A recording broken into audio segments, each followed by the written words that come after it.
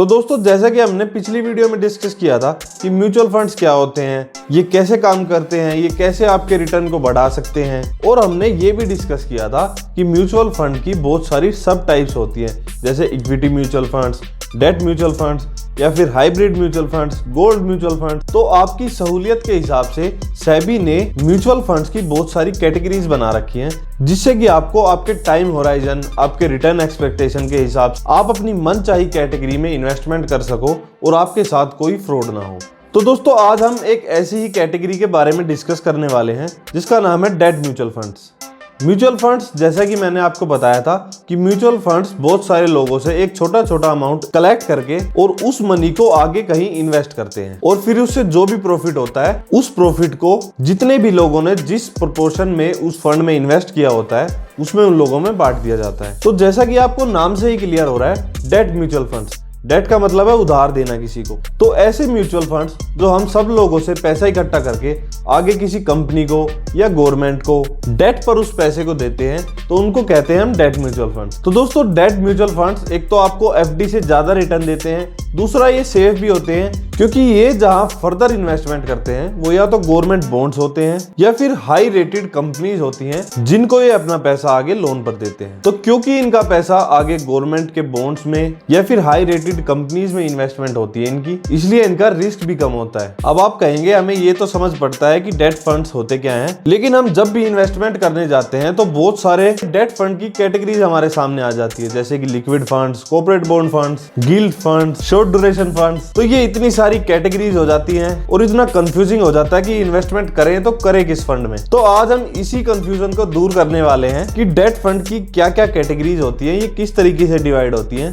और आपको किस हिसाब से अपने लिए कौन सा फंड चूज करना चाहिए और कौन सा फंड आपके लिए बेस्ट होगा जिसमें आप इन्वेस्टमेंट कर सको। तो नमस्कार दोस्तों, मेरा नाम है ललित, आप देख रहे हैं फाइनेंशियल ज्ञान। चलिए वीडियो को स्टार्ट करते हैं।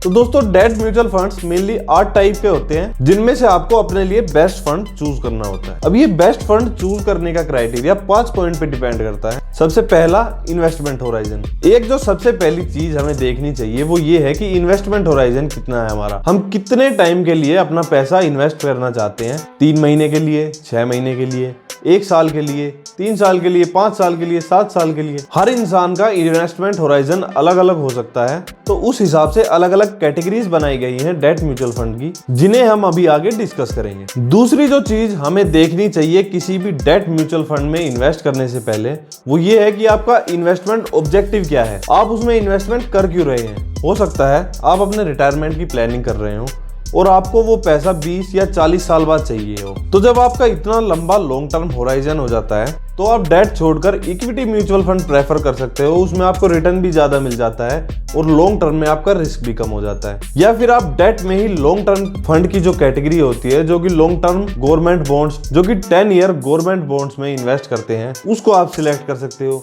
तो आपका इन्वेस्टमेंट ऑब्जेक्टिव क्या है ये आपको क्लियर होना चाहिए। हो सकता है आप शॉर्ट टर्म के लिए इन्वेस्टमेंट करना चाहते हो तो उसमें आपको लिक्विड फंड या फिर शॉर्ट टर्म डेट फंड्स में इन्वेस्ट करना चाहिए। तो किसी भी फंड में इन्वेस्टमेंट करने से पहले आपको आपकी इन्वेस्टमेंट का ऑब्जेक्टिव क्लियर होना चाहिए कि आप किस लिए इन्वेस्ट कर रहे हो। तीसरा जो चीज हमें देखनी चाहिए वो है रिस्क, कि हम कितना रिस्क अपनी इन्वेस्टमेंट पर ले सकते हैं। बहुत सारे डेट म्यूचुअल फंड्स होते हैं जो कि गवर्नमेंट बॉन्ड में इन्वेस्ट करते हैं या फिर किसी कंपनी में इन्वेस्ट करते हैं, तो डिपेंड करता है आप किस फंड को चूज कर रहे हो। अब मान लीजिए आप किसी फंड को चूज कर लेते हो जो कि हाई रेटेड कंपनी में इन्वेस्ट नहीं करता, थोड़ी सी लो ग्रेड कंपनी में इन्वेस्टमेंट करता है जिससे कि उसका रिटर्न ज्यादा आ जाए। और जैसा कि अभी हमने लॉकडाउन के टाइम पर देखा कि टेम्पलटन म्यूचुअल फंड्स की जो 6 डेट स्कीम थी वो इसी चक्कर में बंद हो गई क्योंकि उन्होंने हाई रिटर्न के चक्कर में थोड़ी लो ग्रेडेड कंपनी में इन्वेस्ट कर रखा था, जिसको कि वो इन्वेस्टर्स को पैसा टाइम पर नहीं लौटा पाए। तो आपको देखना है कि आपका रिस्क एपेटाइट कितना है, कितना रिस्क आप उठा सकते हो अपनी इन्वेस्टमेंट पर।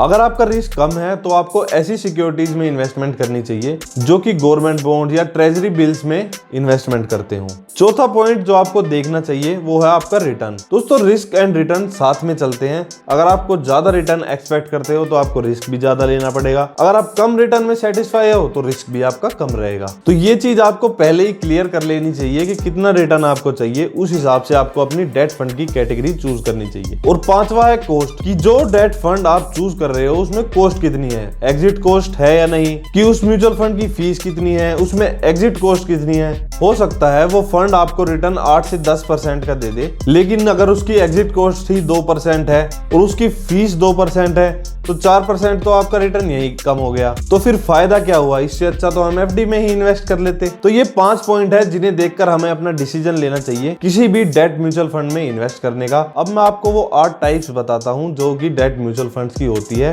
और उनके हम क्लासिफिकेशन समझेंगे, जिसके बाद आप अपने लिए best debt mutual fund choose कर सकते हो और अपनी इन्वेस्टमेंट पर रिटर्न बढ़ा सकते हो। तो दोस्तों सबसे पहली जो हमारी डेट म्यूचुअल फंड की टाइप है वो है लिक्विड फंड्स। लिक्विड फंड्स वो कैटेगरी है जो कि short term money market instrument में इन्वेस्ट करती है, जैसे कि ट्रेजरी बिल्स या कमर्शियल पेपर्स। ऐसे कुछ इंस्ट्रूमेंट होते हैं जो कि 90 डेज की सिक्योरिटी पर मार्केट से पैसा उठाते हैं और 90 डेज का इंटरेस्ट उनको पे करते हैं। तो अगर आपको कोई पैसा 3 से 6 महीने तक इन्वेस्टमेंट करना हो तो आप लिक्विड फंड को प्रेफर कर सकते हो। दूसरी जो हमारी कैटेगरी है वो है शॉर्ट ड्यूरेशन फंड। दोस्तों short duration funds debt instruments जैसे कि किसी कंपनी के बॉन्ड्स या फिर गवर्नमेंट बॉन्ड्स और मनी मार्केट इंस्ट्रूमेंट जैसे कि ट्रेजरी बिल्स और कमर्शियल पेपर में इन्वेस्टमेंट करते हैं। अगर आपका टाइम होराइजन 1 से 3 साल का है तो आप शॉर्ट ड्यूरेशन फंड को प्रेफर कर सकते हो, जिसमें आपको 1 से 3 साल के बीच अच्छे रिटर्न देखने को मिल सकते हैं। दोस्तों तीसरी जो हमारी कैटेगरी है वो है कॉर्पोरेट बॉन्ड फंड्स। दोस्तों हो सकता है हमारे में से बहुत सारे इन्वेस्टर्स ऐसे हो सकते हैं जो कि अपनी इन्वेस्टमेंट पर ज्यादा रिटर्न चाहते हैं, 10% 12% तक का रिटर्न चाहते हैं। तो गवर्नमेंट बॉन्ड्स तो हमारे 6, 7, 8% से ऊपर जाते ही नहीं। तो जब अगर हमें ज्यादा रिटर्न चाहिए तो हमें कंपनीज के बॉन्ड में इन्वेस्टमेंट करनी पड़ती है।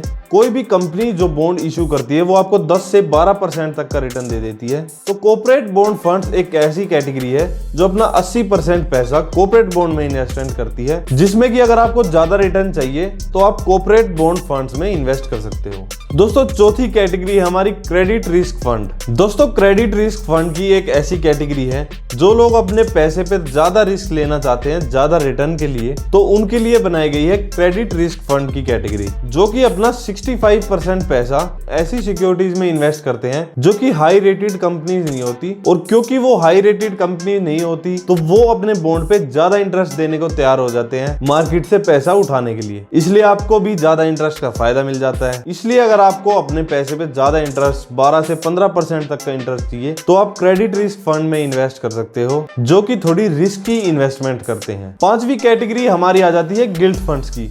हम में से बहुत सारे इन्वेस्टर्स हैं जो कि अपने पैसे पे ज्यादा रिस्क नहीं लेना चाहते। जैसे कि अगर कोई यंग इन्वेस्टर है तो हो सकता है वो अपने पैसे पे ज्यादा रिस्क ले ले, लेकिन कोई इन्वेस्टर जिसकी एज 60 है तो वो अपनी कैपिटल की सेफ्टी ज्यादा चाहेंगे एज कम्पेयर टू ज्यादा रिटर्न के चक्कर में अपनी कैपिटल नहीं गंवाना चाहेंगे। तो उनके लिए बनाई गई है गिल्ट फंड कैटेगरी, जो कि अपना 80% पैसा गवर्नमेंट सिक्योरिटीज में इन्वेस्ट करते हैं, जिसमें कि आपका रिस्क 0 होता है और रिटर्न आपको एफडी से ज्यादा मिल जाता है। तो अगर आप कम रिस्क के साथ ज्यादा रिटर्न चाहते हो तो आप गिल्ट फंड को प्रेफर कर सकते हो, जो कि गवर्नमेंट सिक्योरिटीज में इन्वेस्ट करते हैं, जैसे गवर्नमेंट बॉन्ड इशू करती है या ट्रेजरी बिल्स। दोस्तों छठी जो हमारी कैटेगरी है वो है फिक्स्ड मैच्योरिटी प्लान। दोस्तों हम में से बहुत सारे लोग ऐसे होते हैं कि जो हर वक्त फोन निकाल के चेक करते रहते हैं कि जो हमने इन्वेस्टमेंट करी वो कितनी पहुंच गई और वो जरा सी ज्यादा हुई और हम उसको सेल कर देते हैं, जिससे कि हमें कंपाउंडिंग का फायदा नहीं मिल पाता। तो ऐसे लोगों के लिए बनाई गई है फिक्स्ड मैच्योरिटी प्लान, जो कि क्लोज एंडेड स्कीम होती है, जिनमें कि आपका एक टाइम होराइजन होता है, 2 या 3 साल के बाद ही आप उस पैसे को निकाल सकते हो। और क्योंकि वो क्लोज एंडेड स्कीम होती है, म्यूचुअल फंड मैनेजर्स के ऊपर कोई प्रेशर नहीं होता कि मनी उनको उल्टा करना पड़ेगा किसी भी टाइम, इसलिए वो अच्छी सिक्योरिटीज में इन्वेस्ट करते हैं जिनको कि वो मैच्योरिटी तक होल्ड करते हैं और आपको अच्छा रिटर्न मिल जाता है, और जो कि टैक्स एफिशिएंट भी होती है। दोस्तों सातवीं जो हमारी कैटेगरी है वो है long duration funds. Long duration funds वो फंड्स होते हैं जो कि लॉन्ग टर्म गवर्नमेंट बॉन्ड में इन्वेस्ट करते हैं, जैसे कोई 7 ईयर गवर्नमेंट या 10 ईयर गवर्नमेंट बॉन्ड हो गया। तो जैसा कि मैंने आपको बताया था कि जो लॉन्ग टर्म इन्वेस्टर हैं उनको लॉन्ग ड्यूरेशन फंड चूज करना चाहिए। लॉन्ग टर्म में आपको रिटर्न भी अच्छे मिल जाते हैं और आपका कंपाउंडिंग बेनिफिट भी हो जाता है। और दोस्तों 8वीं जो हमारी कैटेगरी है वो है डायनेमिक फंड। बहुत सारे लोग होते हैं जिनका की टाइम होराइजन होता है 3 से 5 साल का इन्वेस्टमेंट का, तो वो डायनेमिक फंड को चूज कर सकते हैं। Dynamic fund different type of categories में इन्वेस्ट करते हैं जिनकी डिफरेंट मैच्योरिटीज होती है। कोई 3 साल में मैच्योर होता है बॉन्ड, कोई 1 साल में, कोई 6 महीने में। तो उस हिसाब से वो बेस्ट सिक्योरिटी चुनकर उसको बेस्ट तरीके से इन्वेस्ट करते हैं जिससे कि आपको ज्यादा रिटर्न मिल सके कम रिस्क के साथ। तो दोस्तों ये थी 8 म्यूचुअल फंड की कैटेगरीज जिन्हें आप अपने time horizon, risk return factor को देखकर चूज कर सकते हो कितने टाइम के लिए आपको इन्वेस्ट करना है। जैसे कि अगर किसी को 3 से 6 महीने के लिए इन्वेस्ट करना हो तो वो लॉन्ग ड्यूरेशन फंड चूज नहीं कर सकता, उसको लिक्विड फंड चूज करना चाहिए। या फिर किसी को अगर लॉन्ग टर्म 5 से 7 साल के लिए इन्वेस्टमेंट करनी है तो उसको लिक्विड फंड नहीं लॉन्ग ड्यूरेशन फंड चूज करना चाहिए। इसलिए ये 8 कैटेगरीज हैं जिनमें कि आपको आपके टाइम ड्यूरेशन, रिस्क रिटर्न देखकर ही इन्वेस्टमेंट करनी चाहिए जिससे कि आपको बेस्ट रिटर्न मिल सके कम रिस्क के साथ। तो दोस्तों ये थी 8 डेट म्यूचुअल फंड की कैटेगरीज। अगर आपको कुछ भी समझ नहीं आया हो या कोई भी फाइनेंशियल एडवाइस चाहिए हो तो आप नीचे कमेंट कर सकते हो या फिर डायरेक्ट हमारे इंस्टाग्राम पेज पर मैसेज कर सकते हो। तो दोस्तों I hope debt mutual fund categories आपको समझ आई होंगी। वीडियो पर लाइक और कमेंट करना बिल्कुल मत भूलिएगा और चैनल को सब्सक्राइब कर लीजिए ताकि जब भी मैं आपके लिए ऐसी फाइनेंस से जुड़ी, इकोनॉमी से जुड़ी वीडियो लेकर आऊं तो सबसे पहले आप तक पहुंचे। तो दोस्तों मिलते हैं ऐसी ही इंफॉर्मेटिव नेक्स्ट वीडियो में, तब तक के लिए जुड़े रहें, बने रहें। Thank you so much.